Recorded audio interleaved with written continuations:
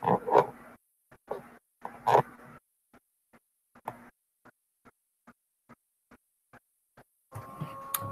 everybody, welcome to the third week of the 1,000 Plateaus reading group, which has been put on by the new Center for Research and Practice. This week we're going to be discussing the 13th plateau, the Apparatus capture, and the 6th plateau, I think, is the body without organs plateau. This week, Simon was in charge of questions, and so we can hand things over to him to start. Hello, you hear me? Yeah. Questions. I think I would like to. What has kept me thinking during the reading is the concept in both the chapters of the limit and the threshold, and seeing how you think you can talk about these are like very fundamental concepts that they make a lot of things with, and I see it both in a political context in the apparatus of capture, and more in an existential context in the body without organs. I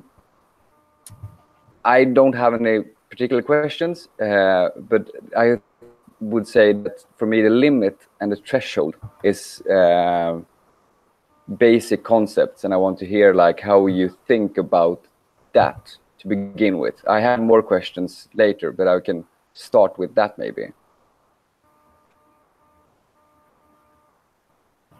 Yeah, this is something I think about a lot. So, I don't know if I'm gonna butcher your name again. Hyacinth. Hyacinth. I'm going to ruin it every time. Yeah, I don't know the flower. Okay. Like I'm sorry. I'll let you go first. Okay. Let me.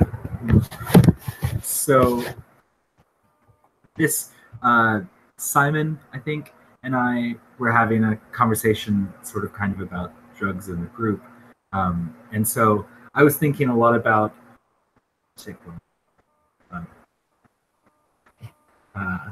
So we were talking about drugs, really, and Simon was talking about cigarettes, really, and they brought up that there's no threshold to cigarette use, in that, like, you smoke a cigarette, you're not really passing from anything else. You're not, like, your nicotine urge is not completely satiated.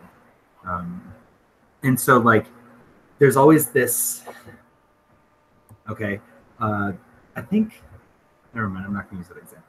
But, like, the limit is really that point where your nicotine addiction is ever increasing.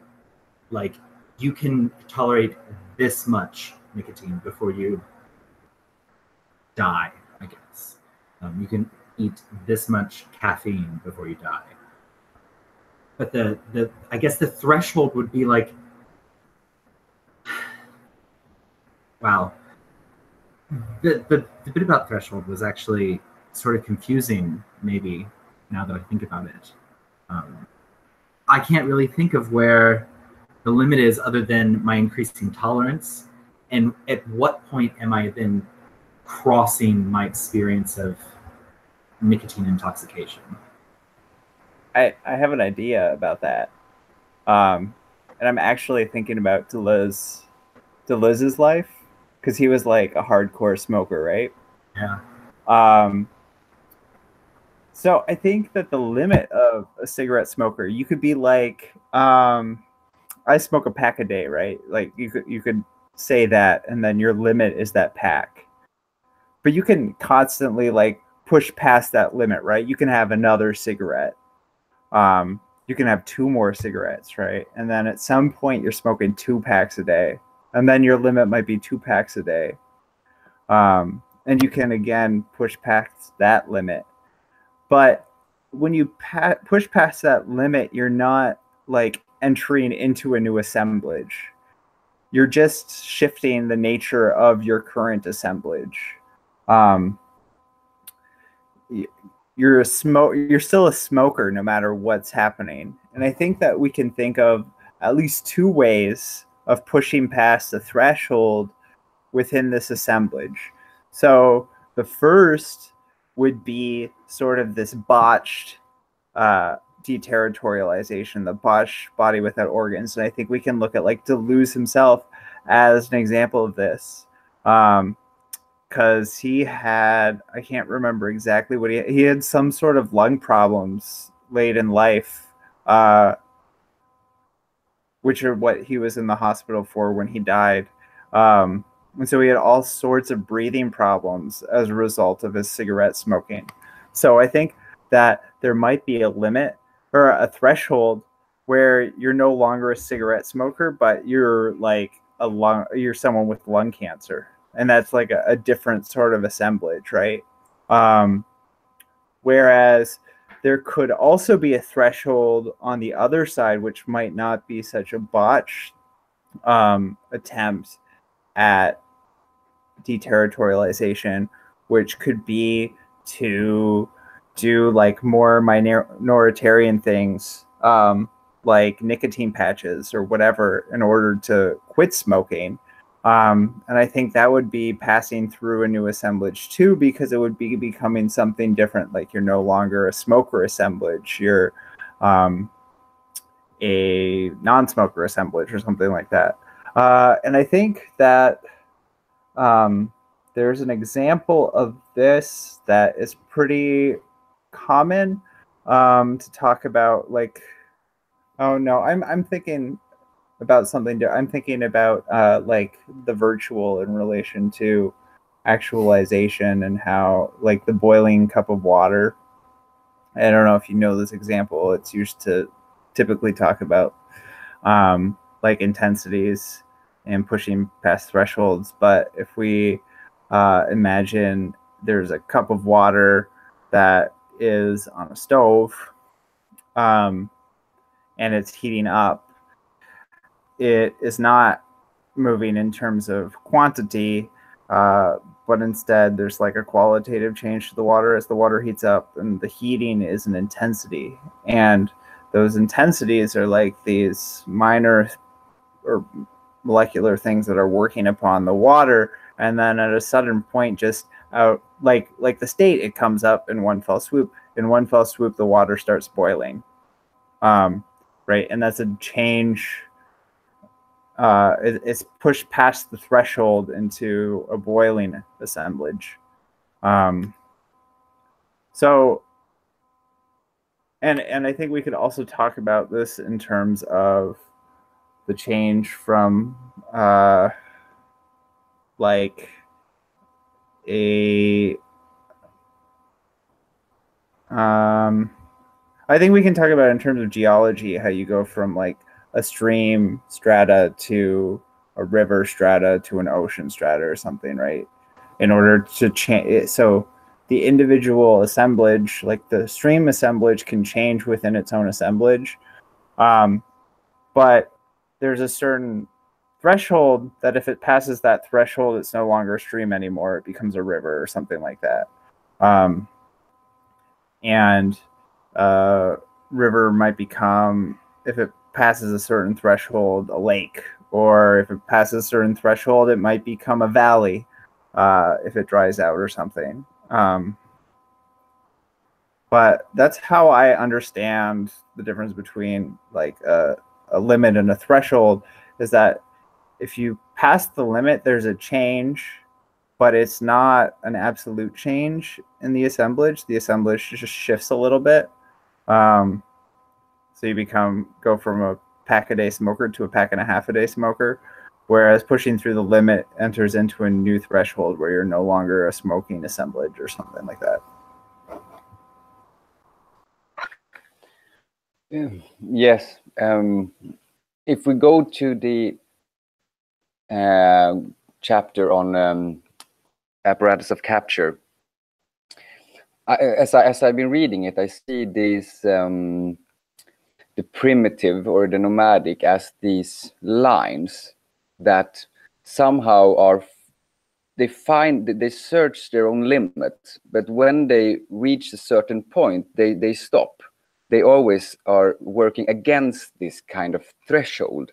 They are exploring their own lines. But you remember the little picture I wrote, where what I tried to communicate with that was that the lines were working at opposite directions, but they never worked together, forming something.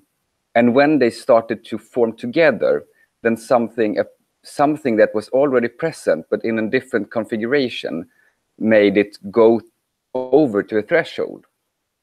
But you can't say that something new has been created. It's just a different configuration of the already present. They're just working with each other in a new set that makes something larger than each limit, so to speak. And that when I'm reading the chapter, I always find this. He's very, very strictly against this idea of evolution. Actually, he's constantly bashing at evolution. That there would be that, and that's because that is a thinking in a tree. That's because you're thinking like a tree. That somehow things evolve like a tree. But he sees it that history works not in a tree-like fashion. It has this popping up everywhere of new types of thresholds. Like you have this boiling, and you have these bubbles appearing on different parts in the water all the time, and they pop and they close, but you cannot say that they're not related in a tree-like fashion. And the state is this, and also that's because and when you enter into this threshold, that was one of the things I realized, is that there is this dialectic here, that when you enter into a threshold, then you create new types of possibilities for new lines inside this new space. And then he says somewhere that the nomadic is created by running away from the state. that it's something that is rejected from the state, something that is not something that just appeared, but something that has been thrown out. So we have to have this threshold, and the threshold creates new limits, new internal spaces to explore. And then these internal spaces, they configure themselves into a new threshold, and then it explodes, but always creating new types of flight, so to speak. Yeah. Yeah, I think that it's useful to think in terms of like content and expression, because it's as if the content remains the same, but there's a new expression, right? With the water, the content is still the same, but there's a new expression. And it's different from hylomorphism because there's no transcendent thing determining the expression. It's all immanent to the content itself. That's at least my understanding of why it isn't hylomorphism. And I don't have the best grasp of hylomorphism. But I think that's the difference, is that the expression is immanent to the content in this process of becoming. And to piggyback on what you just said, I think it's what's really important to note, especially in the apparatus of capture, is that each change folds the previous, whatever came before, into itself, right? So capital is like this folding of the state apparatus and the parts of the nomadic apparatus, right? It folds different aspects of both of these, and that's why it creates something new.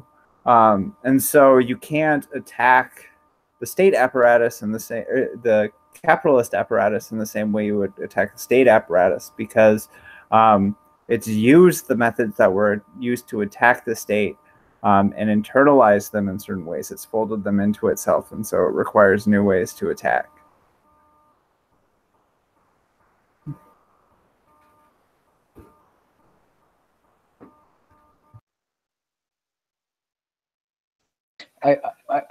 In my thinking, I think it was really nice to have these two chapters between each other, and maybe we do like one at a time, or then we just go back, zigzag back and forth maybe, because there is something then with this. If we go back to the creating a body without organs, then it's also this somehow. What I read about the message is that you are to see your immanence as this type of line somehow, as this type of that is use in some sense, and to explore your limits is what it's talking about. Is that you have to explore the limits.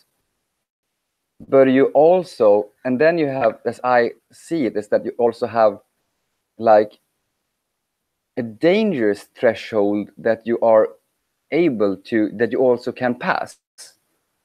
Like there is a negative threshold that is the suicidal. And I'm not sure if there's a positive threshold actually in this text, because there is no kind of transformativeness here. But instead, that's the cautiousness that referred to. That if you, it is as if in creating a body without organs chapter, there is no upper threshold that you ought to reach. Instead, you have to explore your limits, and then, but without exploring them in such sense, it becomes that you denaturalize yourself, and that you become a suicidal. You're a suicidal line somehow. Somehow you still have to, and I think it talks about you have to be desire, but you have to make some kind of choosing between your desires, so that it not become the suicidal desire. You still have to have some kind of dialogue within yourself, so you don't. Yeah. That you see what I think, that in the first you have the state as this positive threshold, or maybe negative you see it, but in the individual there is rather that you have to keep yourself within the line, not to completely be denaturalized. I start there, yes. Yeah. So have you read AntiOedipus? Yeah, not as Okay. close as this. Yeah. Okay. Well, it's just that like this chapter at least seems like a response to AntiOedipus, right? Especially the part on acceleration, where they're like, point of the process is not to start over; it's to accelerate the capitalist flow, and because that leads to like this pure form of destruction, and capitalism will destroy itself. I don't have the quote memorized, but it's the quote that really inspires like this sort of Nicholandian accelerationism. But what I feel like they're doing here is they're recognizing that, and they're drawing on Virilio all the time in these two chapters, that this sort of simple, very violent form of negation of the state, this like violent passage through the threshold that just does it as quickly as possible, is super dangerous, because they see this in the suicidal state, this fascist suicidal state, which they get from Virilio, where it's just like this pure violence, where there's no control of what's going on. You're just destruction. And what they seem to be suggesting in this chapter is that, and in the other one as well, that this pure destruction can be much more dangerous than just remaining in the state. So the conservative state form is more safe than this suicidal state. And in the same way, staying a striated self, remaining with an identity, is not the worst thing that can happen. Like, it'd be allowing drugs to take over and become your only form of desire, right? Because that's the problem with the drug addict, is that the drug is the only thing for which you desire. That's more dangerous than remaining striated. And so the goal, I think, is to figure out how to deterritorialize the organization, right? To deterritorialize the image of thought. Yeah, Michael posted the quote to the sidebar. To deterritorialize this image of thought in a way that doesn't lead to this botched body without organs, which are the 5 examples that they stated at the beginning of the chapter. But I think this is true for both the state and the individual, and perhaps for the other ecology, drawing on Guattari's 3 ecologies, for the environmental ecology as well, if we think through the psychological ecology, the social strata, and the geographical or the environmental strata.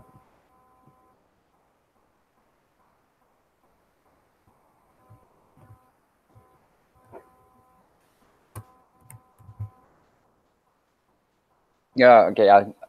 And actually, I had another question prepared, which is my favorite questions, maybe in the complete book, in the whole book, because in the end of the chapter, creating a body with an organs and how to create, he's asking this: how can you get? How is it? Not can you get? Can you use drugs without using drugs?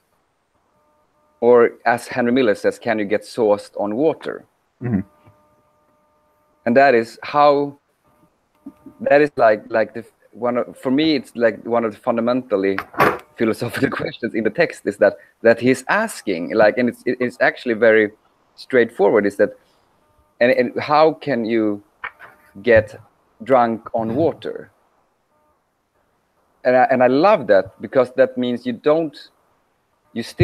need to have some sort of ecstaticness, aiming at some kind of ecstaticness, but you're not allowed to use anything else but the existing.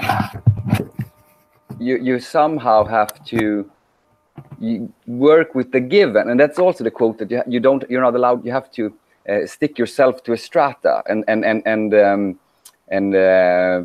wake up every morning within the organism. You don't have anything else but what you've been given.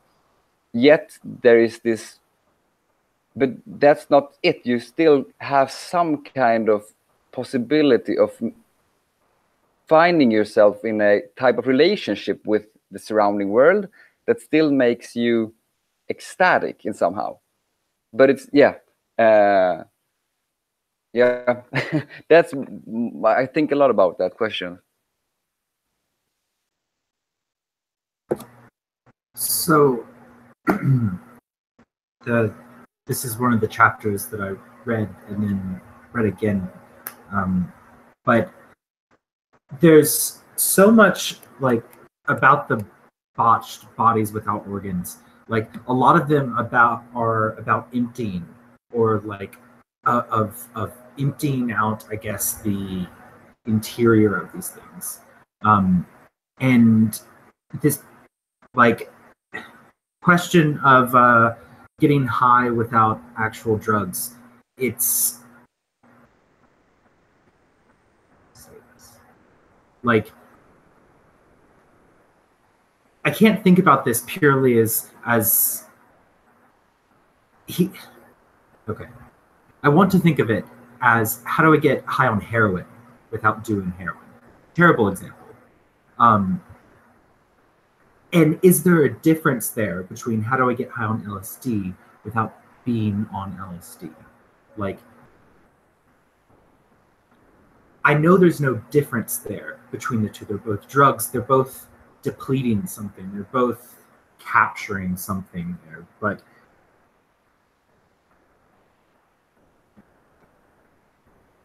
beyond that, I don't know what it would then be to be not a good drug user, but a drug user that is transcending that threshold there.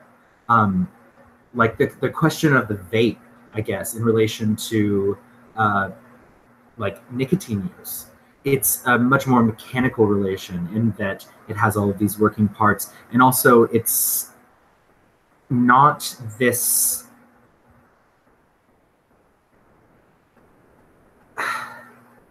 It's good Lord.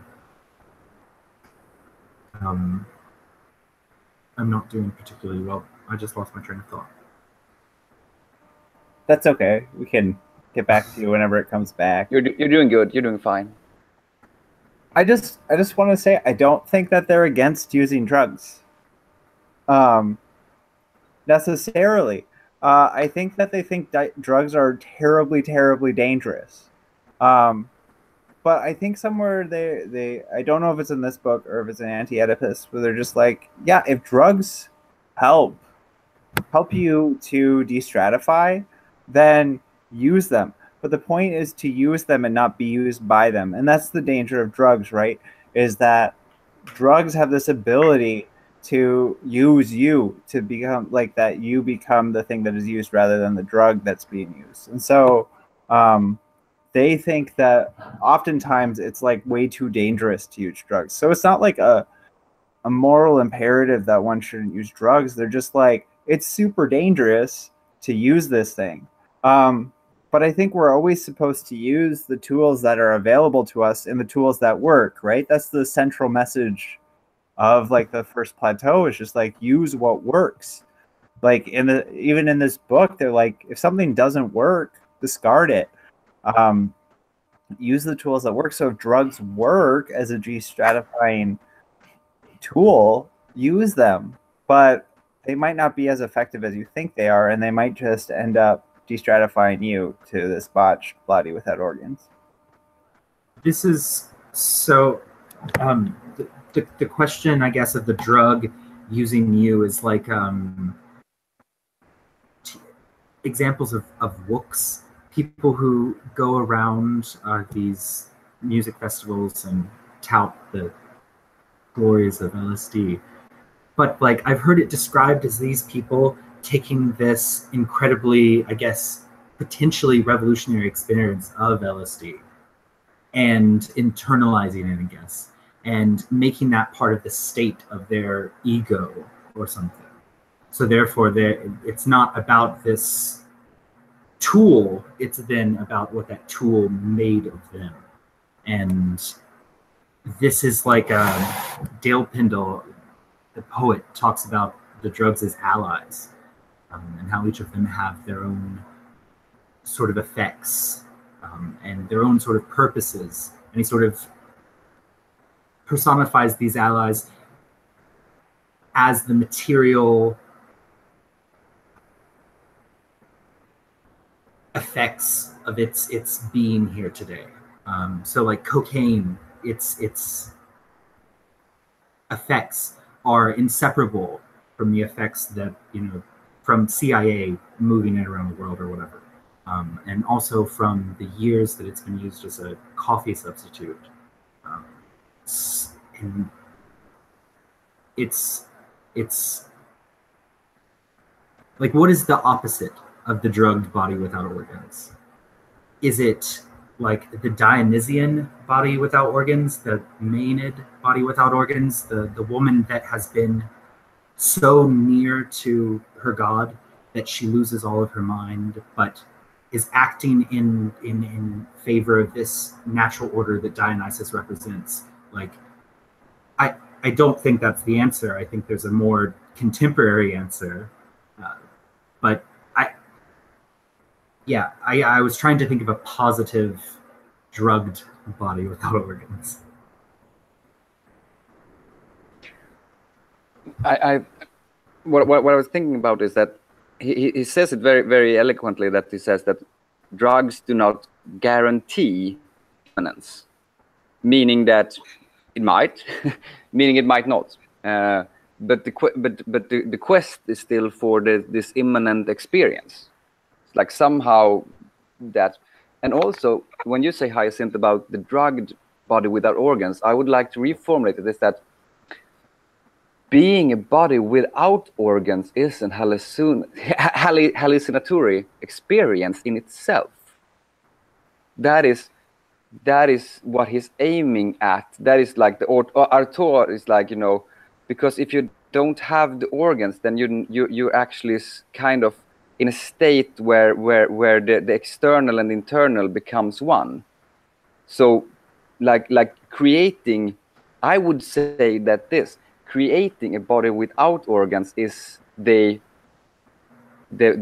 what he's trying to aim as an alternative to the drug experience, which is like maybe more another experience. And I also really like to think about this as the entheogenic aspect of the hallucinatory experience.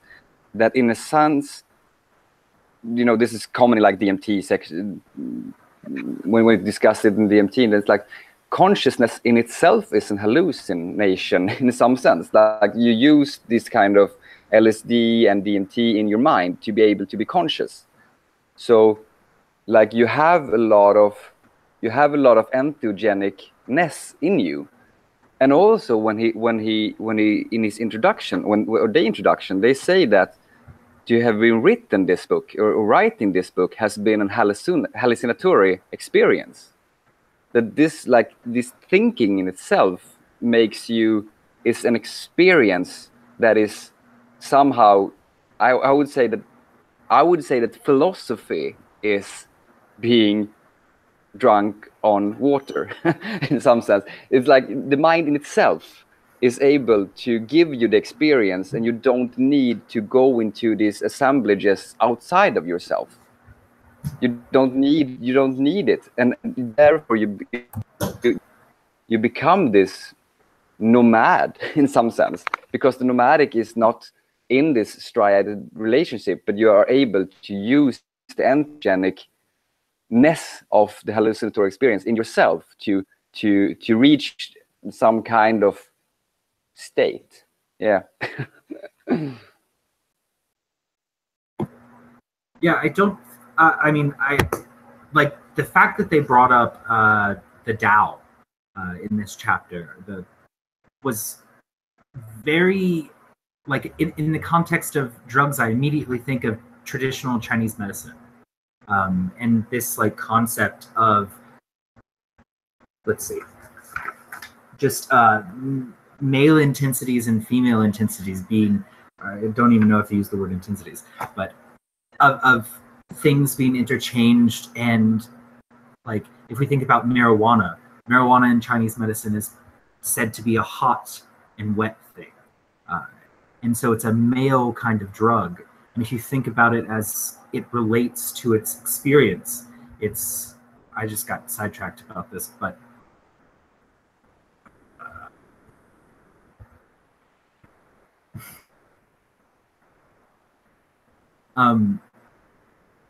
please continue with something else.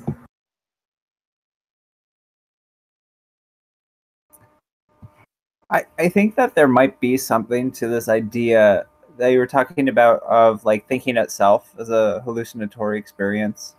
So Deleuze, like in Difference in Repetition, seems to think that like the act of thought is incredibly rare, and when it happens, it's like a bolt of lightning that just strikes you, and it's just like this crazy experience where you're like, oh shoot, everything is this way instead of this other way, which I was just assuming. Everything sort of clicks, and it's this like crazy feeling that everything just makes sense, if only for a moment, and it might even go away right afterwards. But I can totally see it. I've never done hallucinatory drugs, so I don't know what that experience is like. But I imagine that sort of feeling of like this flash of lightning that happens when you think something is perhaps similar to that experience. It might not be as extreme an experience. It might not last as long, but I can see how it might be a similar sort of just like opening of the mind to something completely different, like a sort of gestalt switch. So this thought of Tao and that thought of like the threshold, the Tao is, in my understanding of it, something that humans are obliterated in, that you achieve through your awareness or whatever. And like that idea in Sufi that if you just twirl enough, eventually you will twirl so near to God that you will become God. And that seems to me like the ultimate positive deterritorialization that I think can be arrived at through philosophy in like those, I mean, I've never had one where things begin to shatter, but like I think about it through like divine experiences of this threshold of, you know, the city of gold and silver in Revelations. That is the ultimate, like almost utopia, an absolute positive deterritorialization. And I just think that Sufi is such a great way, the sort of ecstatic tradition of I speak from poetry, but the way of multiply noticing things in sort of this rhizomatic fashion in order to create this moment where everything breaks down in a way that shatters the poem, essentially. I'm not going to read poetry, but that moment of obliteration within God, where the yin and the yang are just the Tao, is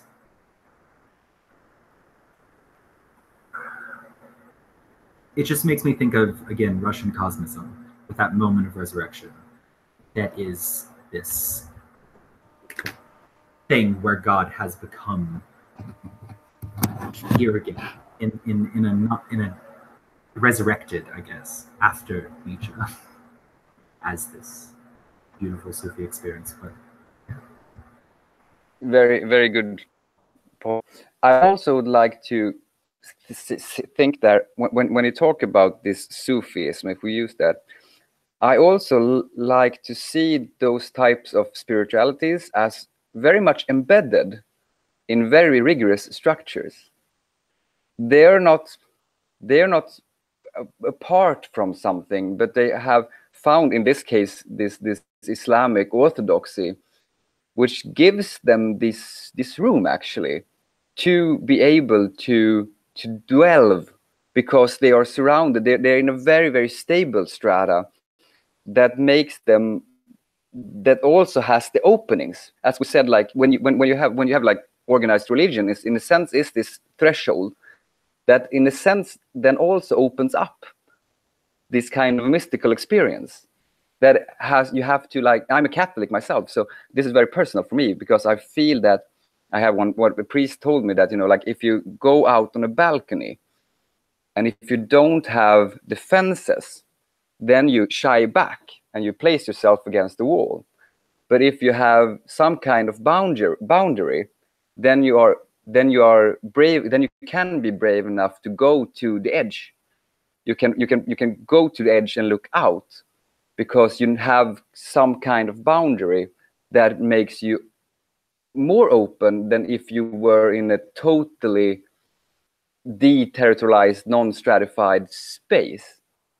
So you kind of, these two things have worked together in a sense. You see what I'm getting at?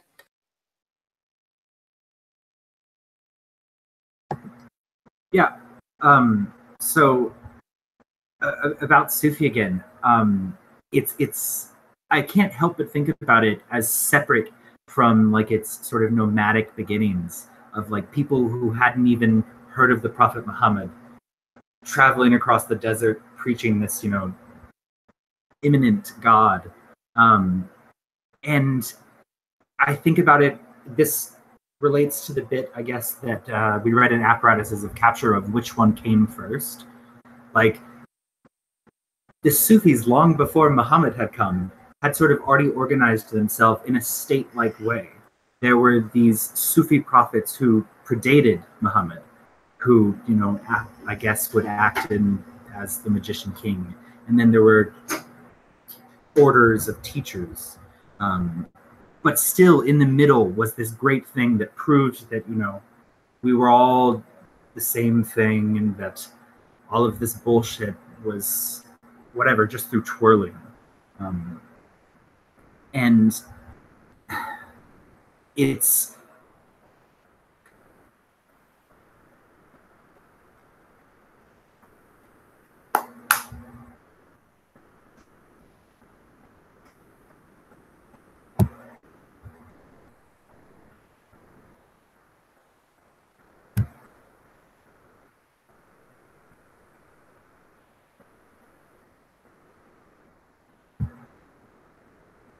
Okay. I'm sorry. That's okay. I think it's really interesting that there were these Sufi priests before Muhammad, because it kind of shows this sort of appropriation or capture, right?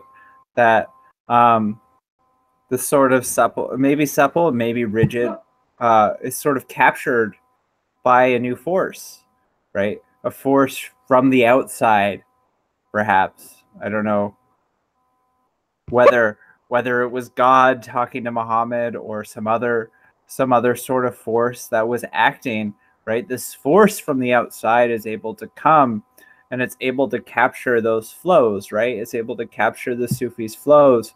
But even within that capture, the new assemblage, and I don't know about the history or the politics of the different sects of Islam, but I know there's there's different sects, right? And these fold and unfold in different ways based on what came before and what happens through that apparatus of capture, right? These things attach on to each other, right? They're different circuits that come together on a molecular level and unfold into this new assemblage that in many ways is a repetition of what has come before, but in many ways is a repetition with a difference. It's new, but it repeats certain things in its newness. And this actually gets me to something I'm really interested in thinking about, and that's our contemporary political apparatus. I'm constantly trying to figure out where to situate something like Trumpism and the rise of these things that we might call neo-fascism in light of today, because what you see is fascism really crystallizes during World War II, and then after World War II, there's an unfolding that happens because of what happened during World War II, and you see the rise of biopower and neoliberalism through what Virilio calls pure war, what they call in here sort of post-fascism, this sort of neoliberal tools that push for peace. So the war machine takes peace as its object in this new formation. And what we get is all sorts of things like free trade and the loss of axiomatics. Well, it's arguable whether there's a loss of axiomatics or not, but there's really this push towards this sort of minimum state. But today, with this new rise of like anti-globalization or whatever you want to call it, there's sort of a push back against that. But this pushback adopts elements of the sort of striated state, while at the same time adopting certain aspects of the fascist milieu, but at the same time adopting parts of the neoliberal assemblage, right? It's adopting parts of all three of these, and it's hard to situate it. And so people get confused because they're like, oh, this is a repetition of what happened in Germany prior to World War II. And then other people are like, no, it's not. It's adopting all these things from this other place. And so we get is this sort of new assemblage springing up that's really hard to situate and hard to think through. Yeah, I was thinking about that when I was reading, because he does this, seeing the state as a threshold that incorporated the feudal monarch and many feudal monarchs in a higher unity. And then he goes on to say that somehow the nation state then gave birth to the capitalism that then decodifies the nation states and creates this kind of new set of assemblage where the nation state has become like one part, but the global or the flow of capital and the flow of work and so on has made the nation state obsolete, or it has to work in this assemblage. And when I read this, I was thinking about this whole with the customs and everything and trade, that somehow there is this notion that you don't want to let go into, you don't want to be a part of this larger assemblage, that somehow you want to stick with the things you have, somehow that you want to have these borders, and there is this what we call reactionary in this sense is something that in the Guattarian, the Lösing-Guattarian sense, must still seen as something that ought to happen, that must happen, that you must have these kinds of conflicts coming between, because when you cross the threshold, you haven't left anything actually. You have everything left.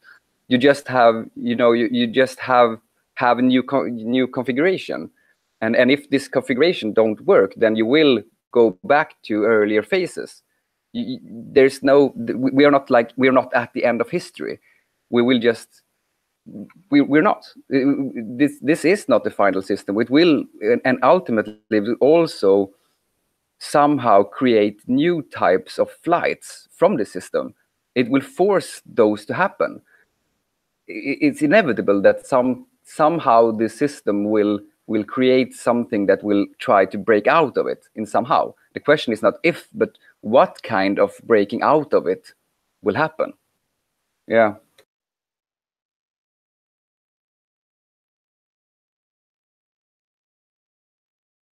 So I always wonder here what sort of building project takes place.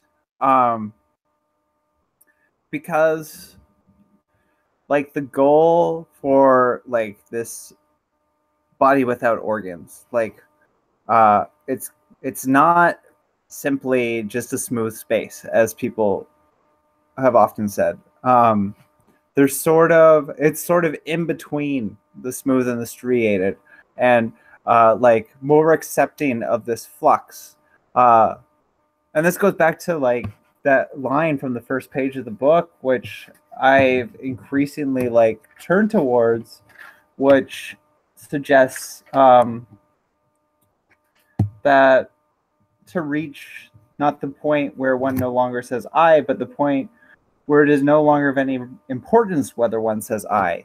So the I here, as a stratification, is deterritorialized, but not to the extent that there no longer is an I. It's destratified to the point where it's no longer necessary to say I, but the I is, there's still something there that we can talk about, but it's no longer this rigid sort of structured thing that is unquestionable. And I think this flows into all sorts of different things. So it's almost like a critique of the sort of dogmatism where the dogmatic image of thought, as he talks about indifference and repetition, this dogmatic belief in identity as the foundation of everything. The process deterritorializes that foundation, but it doesn't do away with expression. It doesn't do away with identity. Those things are still there. They're just no longer foundational. And this works in terms of all sorts of struggles, right? Like the women's rights movement. This is a process of deterritorialization. It's not a process which wants to erase gender wholesale. It doesn't want to say there are no longer men and women, that men and women aren't real, that they're merely cultural creations that don't matter. Instead, it's saying we want to reach a point where these designations, these concepts, are no longer dogmatically upheld. So we can move to a point where whether one is a woman or one is a man or one is non-binary or one is whatever, no longer is central to that person's identity, but instead is merely something that does impact them. So it's still there. It's just no longer this dogmatic identity that is upheld as the end-all, be-all of that person, or something like that.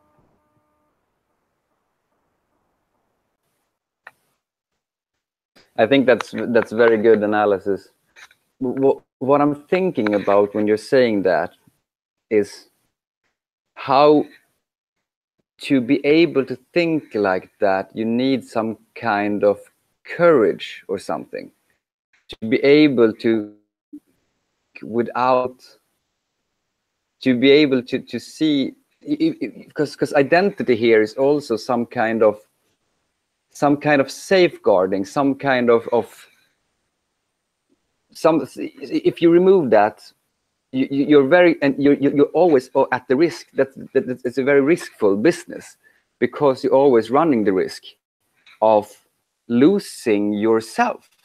It's a very cautious enterprise, and you are having a very high risk game, I would say. And what we're seeing is in this politics is how this kind of middle way is forcing to a new type of binary, where I noticed, when we have it in Sweden, where people are like saying that there is no gender and that there is no nation states and there is no nationalities is very common in Sweden. Like you can self-define your own nationality, but that is like that creation of that smooth space is a terrible, horrific place to be. That you actually are in the process of creating something horrible, and the opposite then is and the other binary is trying to create like a stability that has never existed, actually. That is like a pseudo stability. They're trying to make up some kind of man role that was like made out of necessity, that someone has to do the work outside and someone has to do the cooking, and then they're trying to make these as kind of dogmatic categories, which has never existed before. It has never been that stable as the alternative. So this kind of, and there was also the thing was I was trying to point that when I wrote this about the date, the 1947, 28th September or something, that it was like the post-war period and the post-fascist period, and that somehow it was the creation of the possibility for middle ground, but also the risk of something much worse on both sides somehow. And that is the political climate today, is that there's no like guarantee that something gets better just because time goes by. Like we are still always in the risk of creating something much worse, and we are that today. So that's very important. But what I'm trying to find out is then like how do you then, what would give you the courage to stay in the middle? Like, what is it? Yeah, what would, how would you still be able to exist in the middle? Yeah. Well, I think that in a very strong sense, the middle very much does constitute a line of flight here as well. Right? It escapes this binary opposition, and the binary really has a sort of faulty foundation, which says either it's this dogmatic image of thought, this dogmatic identity, or there's no identity at all. And this is sort of like the classical binary opposition of shared foundation that we see in like something like Nietzsche's critique of negativity, that on either side they're simply motivated by this sort of ressentiment for the other. And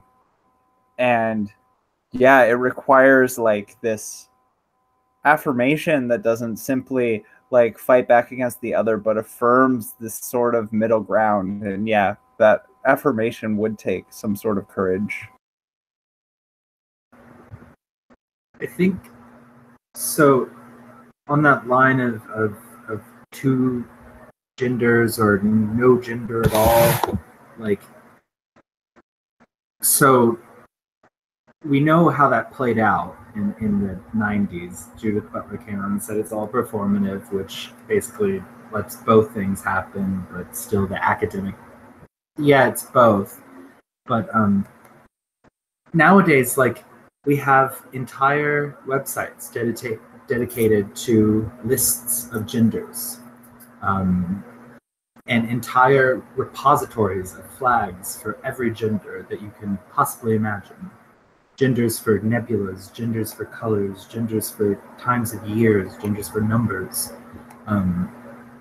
And I don't know how much this is spread into everyone's culture, but these sort of gender distinctions are rigidly enforced on them. So much so that they now have developed their own systems of pronouns, and that are specific to genders. So someone could be fae gender. They have the gender of a fairy, and their genders are fae, fair, and fair self.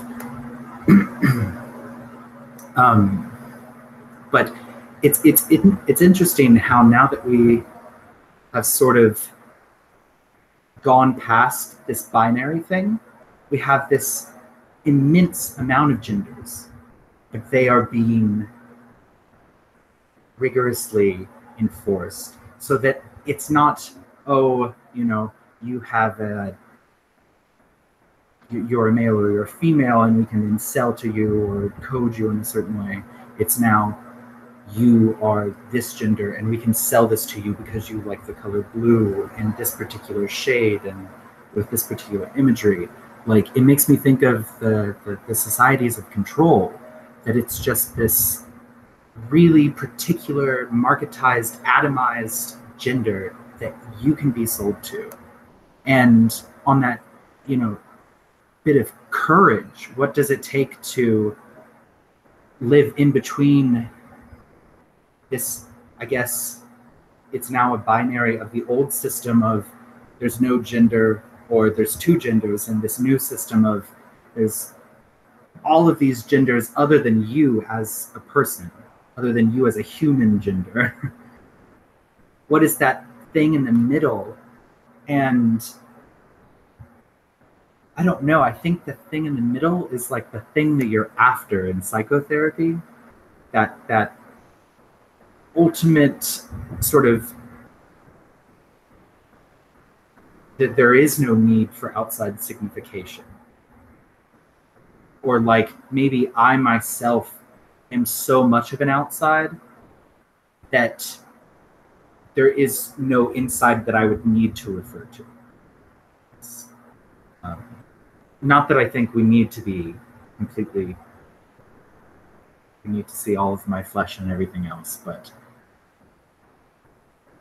I don't know. I was thinking about something like this, about the way that we approach this with regards to pronouns and the way that different language systems approach gendered pronouns and such.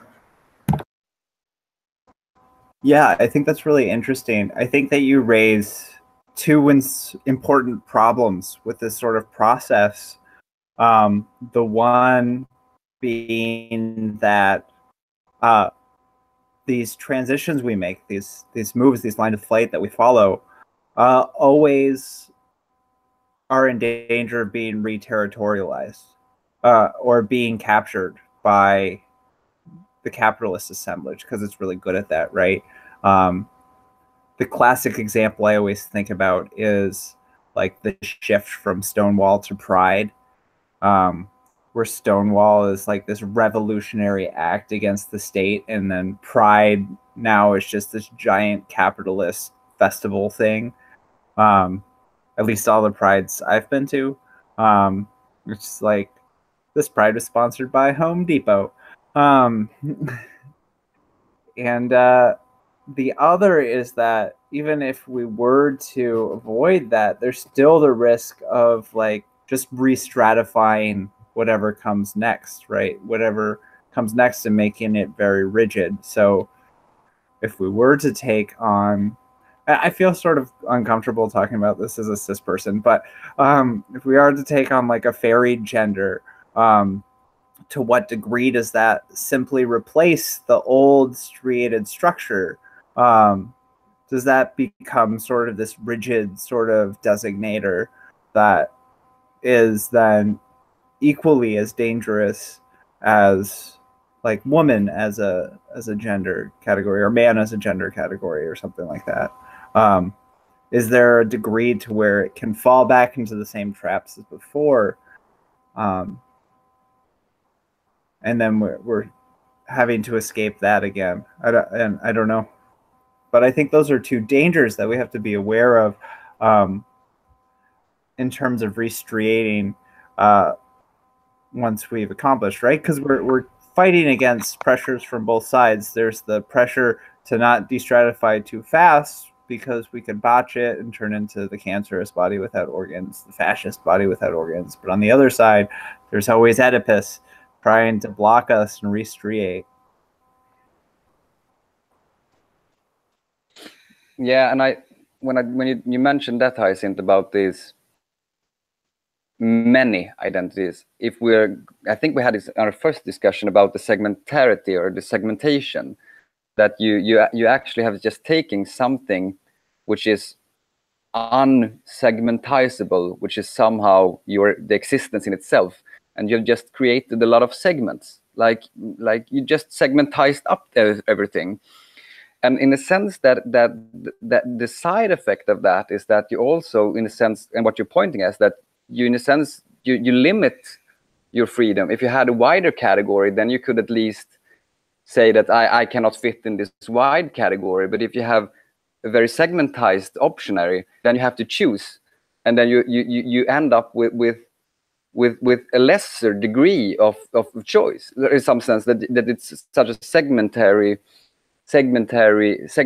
identities, and then you somehow, and that's how I always see about it, is that there is something here, I would say that, and I think is when we discuss the struggle here, is that there is something about the world, and I'm more of a Badian here, that there is this kind of void of a nothingness that we cannot handle. That somehow always has to be fought, or somehow always has to be worked with, and we can find different methods, but each method will always open up the nothingness will come back on another place. Like this is also a very psychoanalytical thing, that like if you try to cover up something, you will get a symptom. You will get something that pops up that you didn't see, and you cannot see how these types of things are related. So what we're trying to do now is like, and how I discuss this with people, is that like maybe this doesn't solve like this won't solve that much. Like we will never like reach the end of history in that this sense that this is the solution. But we have to keep up always, like and you always have to critically engage with these kind of things, that what kind of risks are there involved in this, and what are the kind of benefits, and you always, but you cannot never say like this is the final system, so to speak. So we're about an hour in. We can talk for probably a little bit longer if we want. One thing I'm really happy about is that we've sort of not fallen into the trap, which I think a lot of Deleuzians do, of just producing sort of like this affirm, be creative sort of thing, which I think we have to be very critical about, because that's sort of the language that's adopted by capitalism today. So there's like a lot of Deleuzians think that like creativity is just the solution, to be creative. But I think we haven't fallen into that, because we've very much been thinking about the problems of creativity, that creativity of itself is not a good thing, but it can be used as a tool. So I just thought that might be a good thing to bring up just before we close. But if anybody has anything they'd like to bring up to talk about for 5 to 10 minutes or so, that'd be great.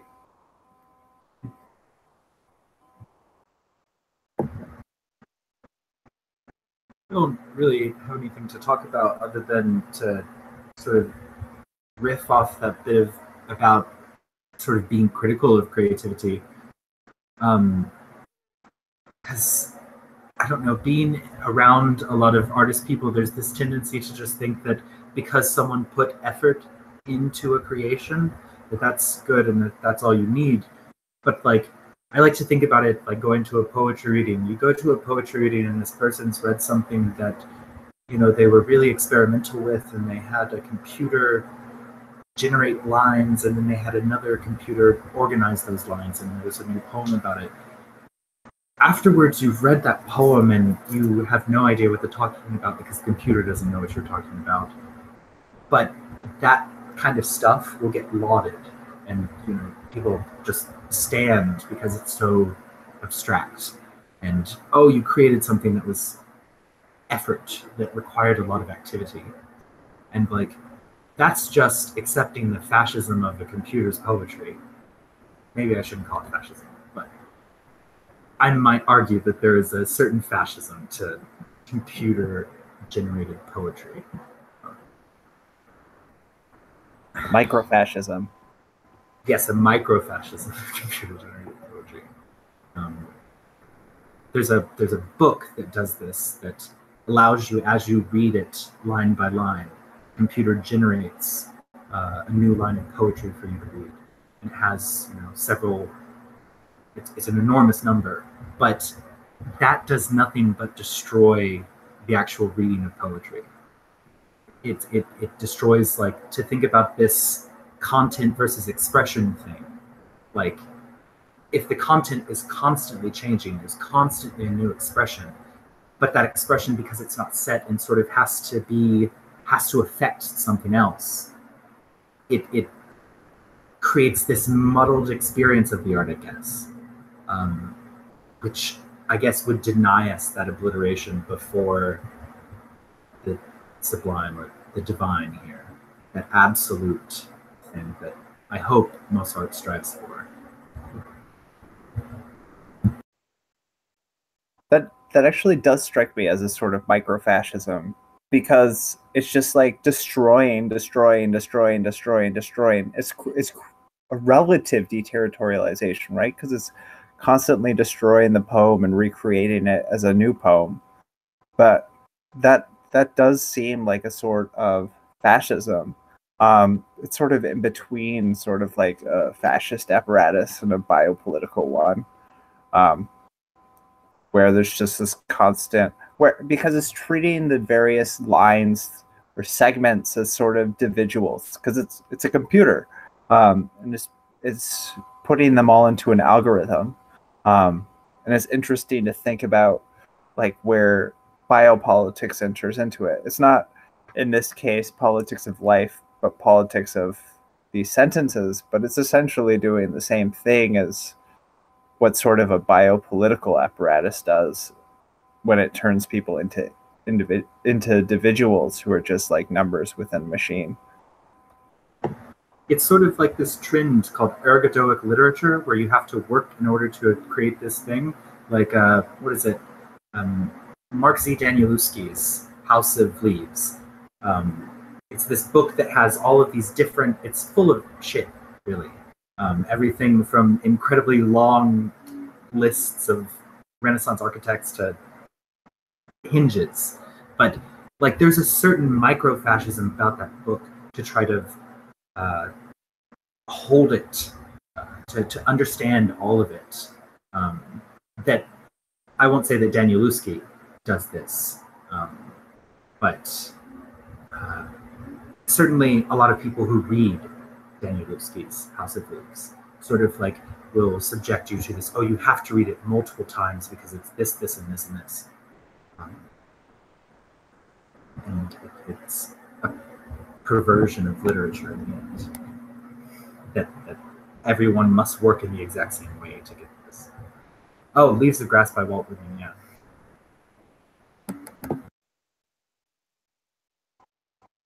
Sorry, I think one of my friends mentioned House of Leaves in regards to this book, and then I saw Leaves of Grass, and in my mind they became the same thing.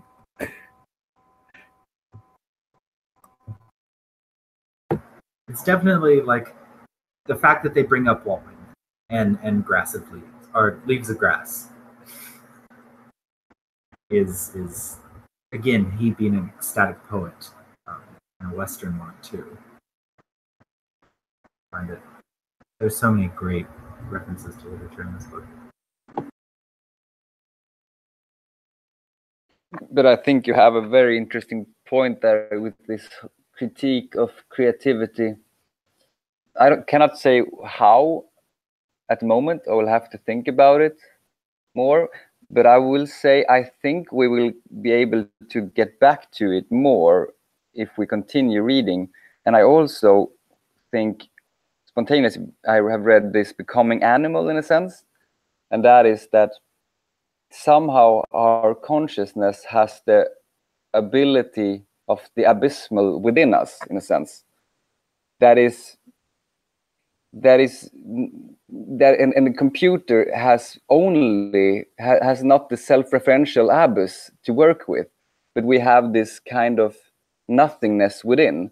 But the computer graphics can only be creative. It can only like create. It can only recreate, but it cannot like and have kind of abysmal negativity within it, and therefore like only affirming creativity is maybe that is a dangerous path. Not to say that all creativity is bad, but there are within creativity very different paths to be taken, and not all of them, and some of them might lead to suicidal or fascismal tendencies. And therefore you always have to have this critique of the creative act in a sense. Where does this take us? You can never in itself say that this is pure bliss, or pure the purest form or something. But I think we will be able to get back to that. Yeah. There's definitely something interesting, I think, about the references to the masochist and the horseplay, and what I think is likely to come about becoming animal, or what is it, becoming other. There's another note, but I would probably lose my thought or digress if I talked about horseplay right now. Just gotta say that image of the masochist with the horse, it's so weird. It's just like slightly disturbing, I guess. But it's just so out there. Perhaps that's what's needed for thought to take place. Coincidentally, there is a gender for horses, or there's a gender for people who are horses.